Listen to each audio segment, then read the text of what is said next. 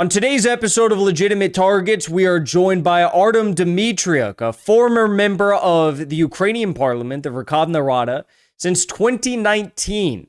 Unfortunately, Mr. Dmitriuk was forced out of Ukraine after nearly losing his life as he was beaten nearly to death by Zelensky's SBU intelligence thugs for simply exposing corruption in his country of Ukraine. Now, Mr. Dmitriuk has gone on to expose a lot more since being forced out of Ukraine. We're going to be discussing some of these subjects today, like how the SBU runs a worldwide intelligence and blackmail and assassin ring where they pressure politicians and media officials into telling a single narrative about Ukraine. We're going to be talking about how the Ukrainian government is still going after the Ukrainian Orthodox Church and actually targeting them for arrests and targeting them to be sent off to the front line to go die in the suicide mission of a proxy conflict. We'll also be talking about some of the people who Artem knew who had been killed by the Zelensky government in this wave of crackdown as people begin to speak out about what's going on in Ukraine. So, Mr. Dmitriuk, thank you so much for joining me today. I want to start off by asking you a question about the pulse of the Ukrainian people right now, because in the West, you only hear one narrative in the media, and that's that every single Ukrainian wants to keep fighting until every single Ukrainian is dead or injured or has fled the country until they get this territory in the Donbass back. And I just don't believe that to be true, because if that was true, there wouldn't be these journalists that are speaking out against the Ukrainian government from abroad who have such a large following of Ukrainian citizens. So what do you think is the actual temperature on the ground in Ukraine? What are people feeling? Do they want to support this war? Do they continue supporting this war until the very bitter end, or do they want peace? No, Jackson, first of all, I want to say a big thank you for what you're doing, for your work, for the fact that today, once again, we'll try to convey an objective position and provide objective information to Western audiences. As for support for Zelensky, I must say that even before February 24th, 2022, Zelensky's support level was about 5% on average across Ukraine.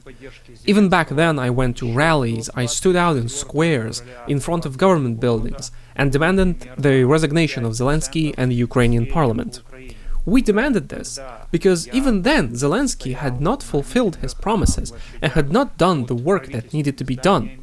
Let me remind you that he came as a president of peace and with a large number of reforms planned, the fight against corruption, for example, and so on. But he did not fulfill any of this. That is why we demanded, including myself, the only Ukrainian People's Deputy who demanded his resignation even back then. There was another colleague of mine, Anton Polyakov, but he was killed even before the war. As for Zelensky's support in Ukraine right now, we have to understand that Zelensky's support in Ukraine is currently at a zero. Virtually nobody supports him, whereas the level of hatred for Zelensky is 100%. If today, in Ukraine, the Ukrainians were freed from their shackles, freed from the chains that bind them, Zelensky would be hanged in Kyiv Central Square. We must understand that in Ukraine, everyone wants an end to the war. This is understandable, this is objective. A genocide of the Ukrainian people is taking place today.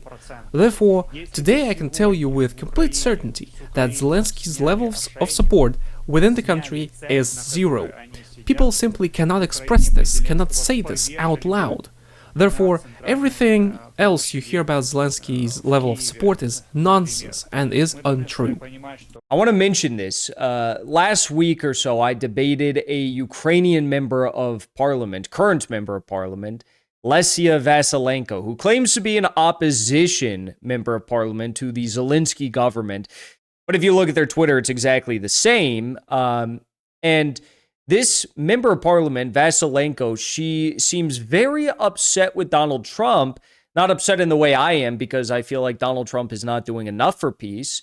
But she's upset because he's actually trying to bring peace to Ukraine. She's condemning him. I mean, is this a common strain amongst Ukrainian politicians right now and media officials where they are actually at war, in effect, with Donald Trump because he is trying to establish a workable peace deal for the Ukrainian people? Самое важное, что мы должны с вами зафиксировать. The most important thing we need to note is that in Ukraine, if you truly consider yourself opposition to Zelensky, if you publicly speak out of line like me or my friends and colleagues, if you promote peace in any way, you will either be killed or imprisoned. There is no other option.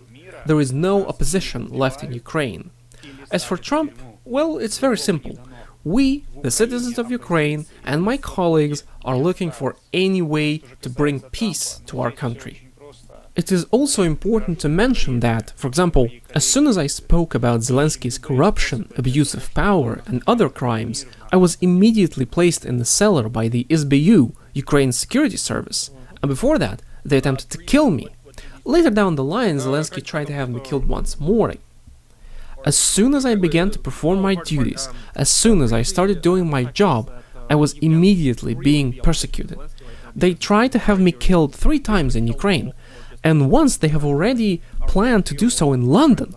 They also tortured me in Ukraine, in the SBU cellars, just like thousands of other people. For example, my colleague Alexander Dubinsky, a member of the parliament, is in prison just because he spoke about Zelensky's crimes. Another one of my colleagues, Yevgeny Shevchenko, is in prison simply because he supported Trump publicly, out loud, and said that he wanted peace. And that is why he's in prison today. Therefore, any opposition in Ukraine today cannot be public and exist within the bounds of Ukraine.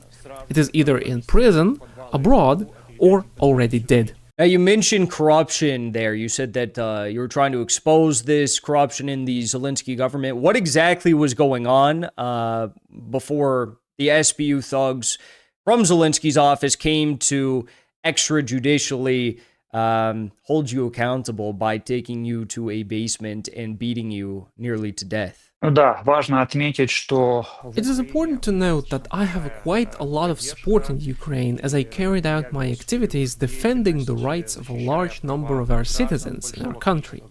Both Zelensky and his team constantly tried to persecute me, constantly tried to put me under their control and dictate their terms. And if we talk specifically about when Zelensky first tried to kill me and later tried to do so again in the cellars of the SBU, it was right at the beginning of the war after February 24th, 2022, when he saw an opportunity to do so. That's when a large number of killings began to take place and, let's say, scores were being settled with those deemed undesirable. Then, on the same day, March 3rd, 2022, Mr. Kireev, part of the negotiating group, was also killed. Then, after that, on March 3rd, 2022, they came after me. And on March 4th, after a failed attempt on my life, I was already being tortured in the SBU cellars. Of course, before that I had received numerous signals from the president's office telling me to stop my activities, to stop conducting investigations, to stop writing special letters pointing out specific crimes committed by specific officials of Ukraine. I describe all these in these special letters which I am able to write as a member of the Ukrainian parliament. It's by God's grace that you're still here with us today, and I pray for your continued safety because it's a very dangerous job doing what you do, speaking out about this. And speaking of God, I wonder, has the Ukrainian government's attacks on the Ukrainian Orthodox Church continued at the same rate that we were witnessing under the Biden administration? Because one would think, God-fearing Republican Party would be a bit more opposed to this crackdown on the Ukrainian Orthodox Church than the Biden administration. But what have you seen? Are the attacks increasing on the Ukrainian church right now? I mean, what is going on there? Да, спасибо за вашу поддержку. Yes, thank you very much for your support. Of course, I am an Orthodox Christian. I'm a hypodeacon of the Ukrainian Orthodox Church.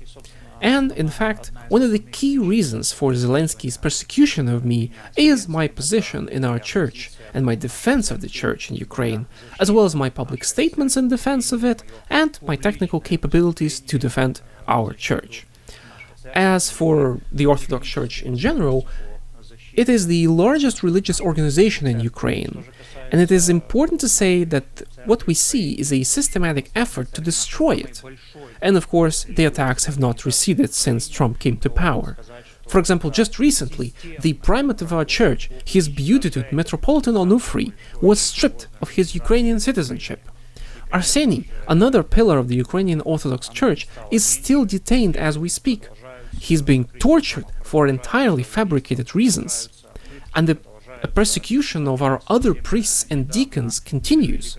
It is important to note that there is a special type of, let's say, hunt for our priests that is going on.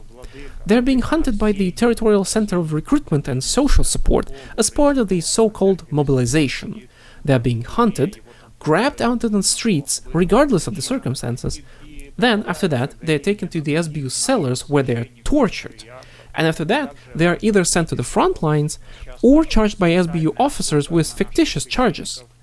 After that, they might even be included in prisoner exchange lists with the Russian Federation. Let me remind you that Ukraine has no Russian prisoners or prisoners of war, and in order to be able to carry out these exchanges, ordinary people are being kidnapped in Ukraine. They are kidnapped so that there is an opportunity to carry out some kind of a prisoner exchange. That is, it's important to say that the pressure on the Ukrainian Orthodox Church does not relent. You know, there was a special law that was passed not so long ago.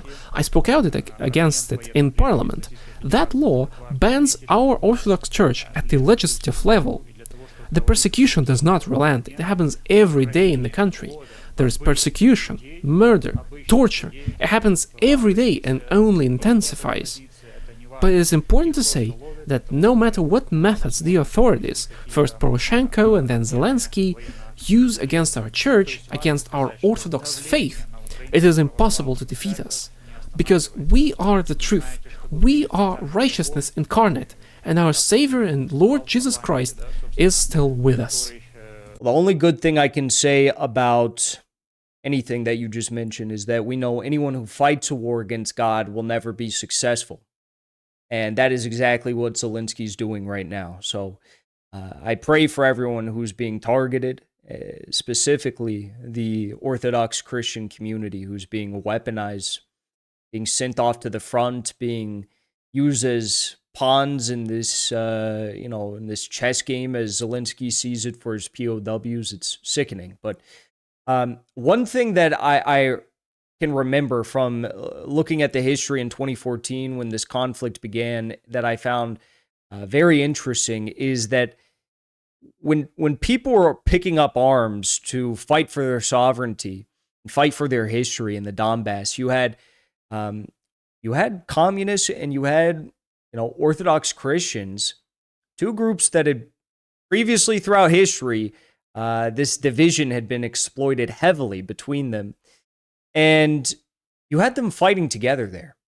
And in the same manner, you had Ukrainians in Ukraine, like in Kiev, for example, back then and still today. I guess there's not many communists left, but in the start of the crackdown, you had the Communist Party, which was the first to be attacked by this NATO puppet government. And you also have Orthodox Christians, of course, being targeted, being labeled as a Russian church, being labeled as Putin puppets, all this crazy stuff. What have you made of that, unity where you have this Zelensky government that is so demonic, so satanic, and so frankly unpopular that Christians, Orthodox Christians and communists are uniting both to overthrow it and the previous NATO puppet governments, of course, and also now being targeted by it? Да, это очень хороший вопрос. Yes, that's a very good question, and it should take certainly more than a few minutes to answer, but I'll try to give you a brief one, Let's start with the fact that Zelensky's regime, and before that Poroshenko's regime, but I'll stick to Zelensky because that's way more important right now. So, this regime is fighting against anyone who could cause it difficulties, anyone who could cause problems, anyone who could pose a political, hypothetical threat. In other words, any independent organization in Ukraine is a threat to Zelensky.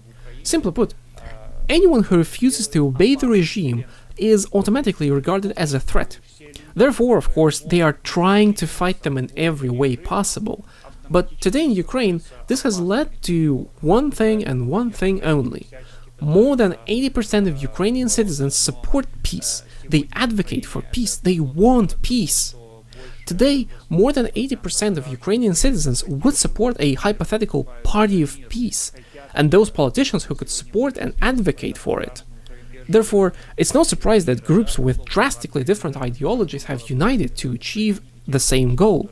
Yes, this is a common struggle against the devil, against evil itself, against those people who are destroying our country, our history, our ancestors. In essence, they are fighting against our identity, our lives, and our future. Therefore, of course, people with different views can unite here. I'll even give you a perspective from my own experience that perhaps in Ukraine I had different views with some people, but today we're all fighting the same fight. The fight against the regime, against the Nazi regime in Ukraine, against, as I say, the terrorist regime that took hold of our country. We may have different opinions, different views on certain things, but yet again, we are united in our desire and struggle to overthrow the regime and bring peace to our homeland. One of the more frightening things I've seen you speak about is how the Ukrainian intelligence, the SBU, they operate this global network of spies, but really they're not spies, they're thugs, where they're using intimidation, they're using blackmail, outright threats, even assassinations, to pressure politicians, to pressure private business people, to pressure journalists to do whatever they want them to do. Can you speak about this? How dangerous is this? And is it truly a global phenomenon? I'm sure it's mostly focused in Europe, given how successful they've been there. But what is going on with that? Первое и самое главное. First and foremost, today a terrorist regime is operating in the heart of Europe.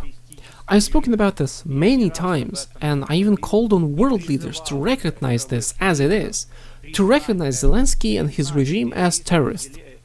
Today, we're talking about terrorist acts being committed on the territory of Ukraine, Russia, and many other countries in Europe, and even beyond that.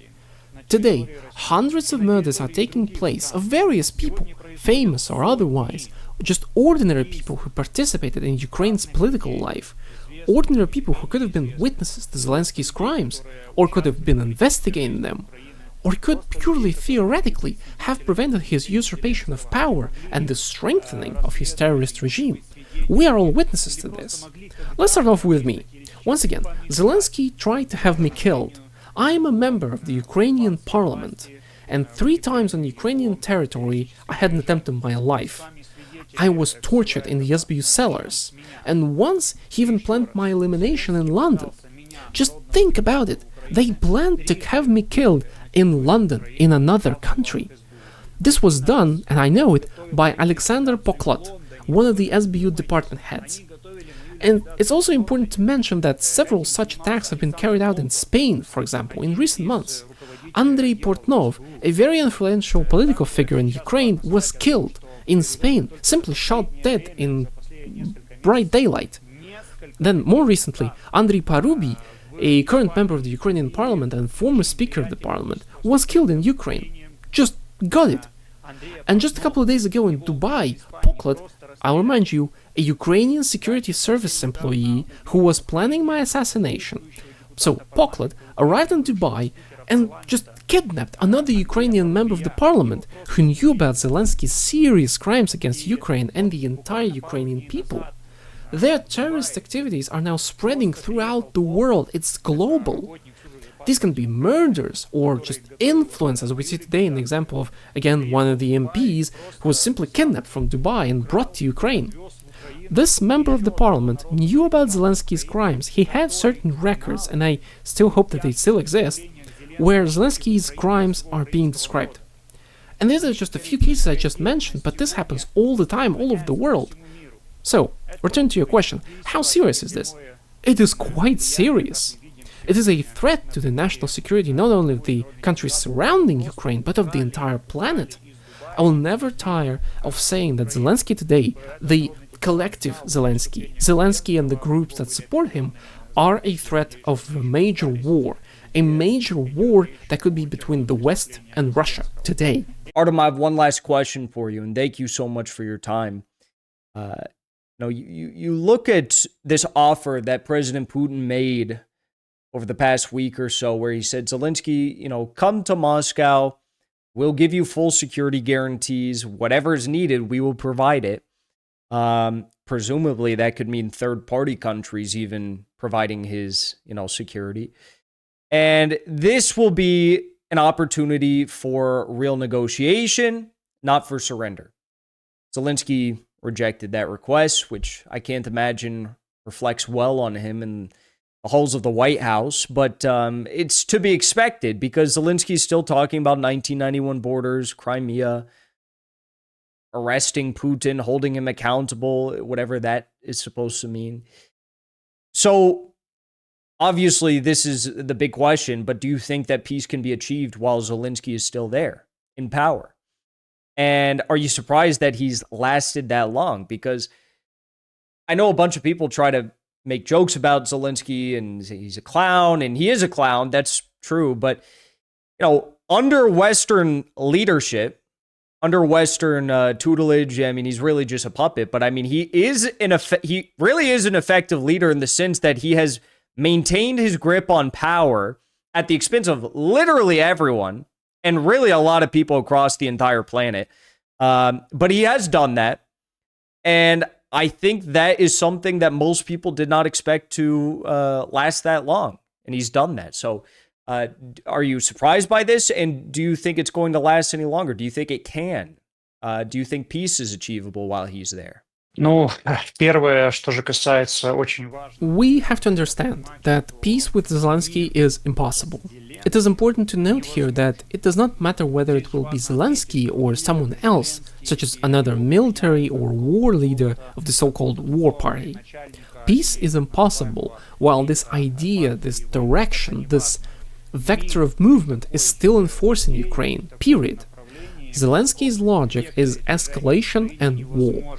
Therefore, of course, we're talking about the fact that even if Putin guarantees all security conditions, a meeting in any country, in any city, Zelensky will not go there because he simply has nothing to talk about with Putin.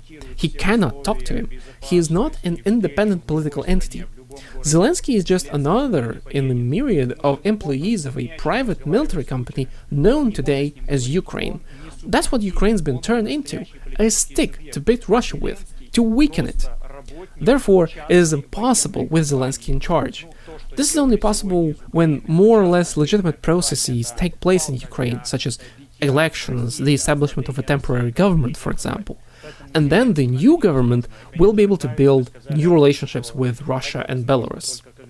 I have to, again, mention this, but we require good neighborly relations with Russia and Belarus. Without this, we'll never end the war.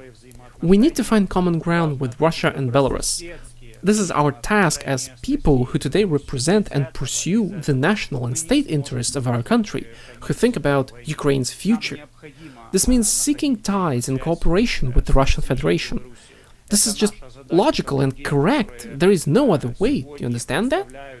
We have all seen that other formulas have not worked for many years. The only formula that can work in Ukraine today is direct interaction with the Russian Federation. But neither the regime nor Zelensky are capable of that. Artem Dmitriuk, thank you so much for your time. It was a pleasure speaking with you.